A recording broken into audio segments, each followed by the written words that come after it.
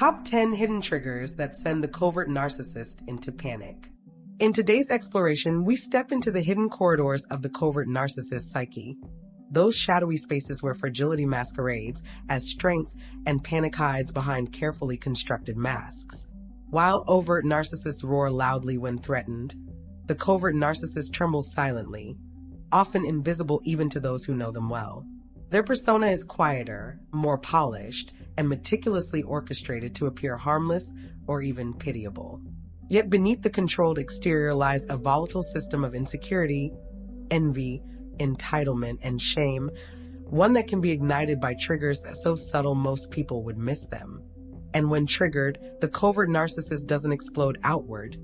They implode inward, then retaliate indirectly, leaving confusion and devastation in their wake. To understand what destabilizes a covert narcissist, we must first recognize who they believe themselves to be. Covert narcissists are convinced they are extraordinary, misunderstood geniuses, or unique souls tragically overlooked by the world. So the first trigger, the terror of being perceived as ordinary, cuts straight through their emotional armor. A simple comment acknowledging them as average, a lack of enthusiastic praise, or even the absence of admiration can feel like a psychic annihilation. Psychologically, this stems from their deep, unprocessed shame and a fragile identity built on fantasy rather than self-worth. Instead of asking why validation matters so much, they lash outward. Passive-aggressive jabs, icy silence, or smear campaigns begin not from strength, but from panic, an urgently protective shield against feeling insignificant.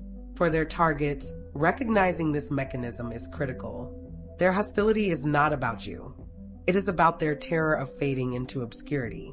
That awareness can help victims detach emotionally and avoid internalizing the narcissist's projection. The second thing that rattles the covert narcissist is encountering an independent thinker, someone immune to subtle manipulation or emotional shaping. Covert narcissists prefer relationships where others absorb their viewpoints unquestioningly, validating their imagined superiority. When someone questions them, disagrees gently, or simply asserts their own reality, the covert narcissist perceives this not as dialogue, but as disrespect. The threat is existential. If others see differently, then the narcissist's fragile worldview might be false. Their instinctive response is defensive retreat or covert sabotage. Victims often learn that offering balanced input only fuels conflict.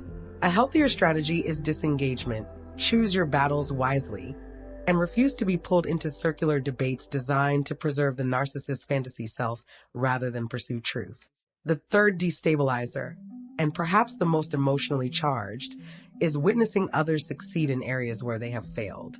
Covert narcissists harbor a painful belief that life owes them recognition, opportunity, and status simply for being who they are. When someone else rises, especially someone they deem less worthy, it activates their deepest wounds: envy, inadequacy, and the secret fear that they are not special at all. Instead of acknowledging another's merit, the covert narcissist reframes the success as theft. Their internal monologue whispers that the universe is unfair, that frauds are rewarded while the truly gifted languish. The result is predictable: toxic comparison, private resentment, and often subtle sabotage. For those around them, it is crucial to recognize this response is rooted in their inability to metabolize failure or disappointment. You cannot shrink your light to soothe their ego. The healthiest response is to celebrate your success unapologetically and distance yourself from their envy. Fourth, ambiguous or lukewarm praise sends the covert narcissist spiraling. Unlike emotionally healthy individuals who appreciate any sincere acknowledgement, the covert narcissist expects adoration that confirms their exceptionalism. Anything less, compliments with nuance, qualifiers, or understatement, interrupts their fantasy of superiority and triggers a shame reaction they cannot consciously name. That shame rapidly mutates into anger, entitlement, or contempt. Psychologically, this dynamic reveals how dependent they are on external validation to maintain a coherent identity. A secure person sees praise as encouragement. A covert narcissist interprets it as an insult. Victims can protect themselves by observing this pattern without rushing to appease it. You are not responsible for regulating their emotional fragility. Nothing matters more to the covert narcissist than the image they present to the world, a carefully engineered portrait of purity, brilliance, and misunderstood greatness. Their identity is not grounded in who they truly are, but in how they are perceived. And because their internal world is fractured, they cannot rely on authenticity to hold them together. So when someone poses a personal question they cannot script, cannot rehearse, cannot polish for public consumption, panic rises in them like a tidal wave. Their stories, their accomplishments, their tragedies, real or imagined, are all curated performances designed to evoke admiration, pity, or awe.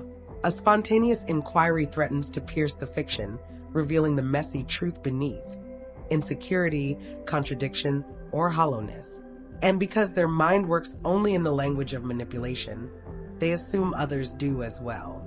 A simple question feels like a trap, a setup, an ambush, because that is exactly how they would wield a question if roles were reversed. The healthier response for victims is to observe rather than explain. Do not chase the truth behind their answers, and do not confuse defensiveness for depth. Protect yourself by trusting actions more than narratives. Another trigger lies in their encounters with genuine experts, people whose mastery, knowledge, and competence cannot be faked. Covert narcissists thrive in environments where their untested self-confidence can masquerade as superiority. But when they meet someone whose understanding surpasses their surface-level knowledge, an internal alarm erupts.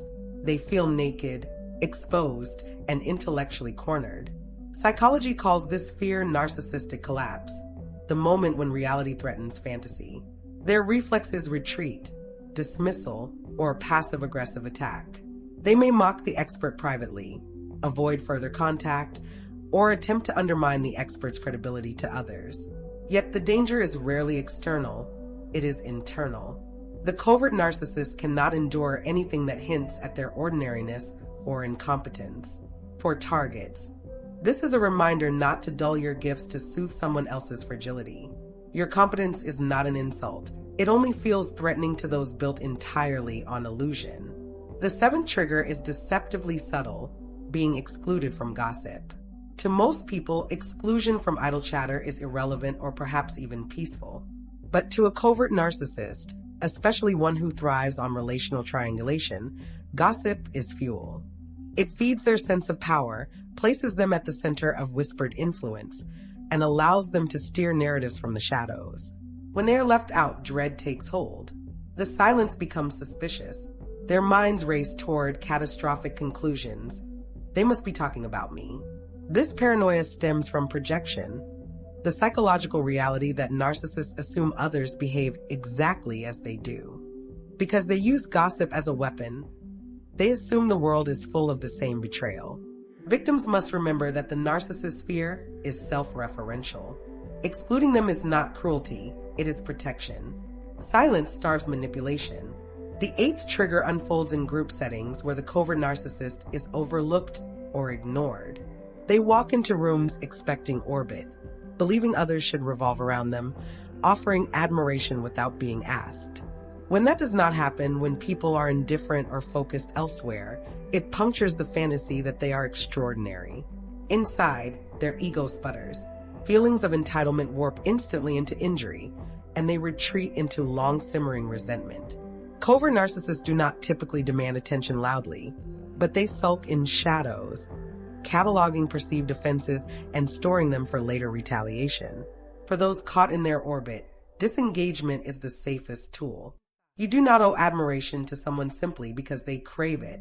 Seeing their reaction as entitlement, not truth, creates emotional distance, which is the beginning of freedom. Ninth, covert narcissists spiral into panic when they're flying monkeys, the loyal friends, family members, or coworkers conditioned to support their narrative show signs of disloyalty. These enablers are more than companions. They are extensions of the narcissist's identity, shields against accountability, and messengers who perform the emotional labor the narcissist refuses to do openly. When a flying monkey hesitates, questions them, or refuses to enforce their narrative, it unravels the narcissist's entire psychological scaffolding. The fear is existential. If one supporter cracks, the entire illusion may collapse. The narcissist responds not with reflection, but with punishment. Silent banishment, smear campaigns, or emotional blackmail typically follow. For victims, this moment is often a turning point, when outsiders begin to see behind the curtain. When allies fall away, escape routes become possible. Finally, there is the trigger that strikes directly at the heart of the covert narcissist's constructed identity: humor at their expense. Healthy adults can laugh at themselves, recognizing imperfection as part of being human. But covert narcissists perceive mockery, even gentle teasing, as assault. Their false self is too brittle to tolerate levity. A single joke threatens to expose the insecurity they guard with their lives. Beneath the hurt feelings lies deeper psychology: shame. Nothing snaps through their defenses faster. To protect themselves, they may deny offense, lash out later, or quietly plot revenge. For those living with them, understanding this sensitivity is crucial. Not so you walk on eggshells, but so you stop mistaking their reactions for normal emotional responses. Their inability to laugh at themselves is a diagnostic clue, not a personal failing on your part. And that brings us to the end of this exploration.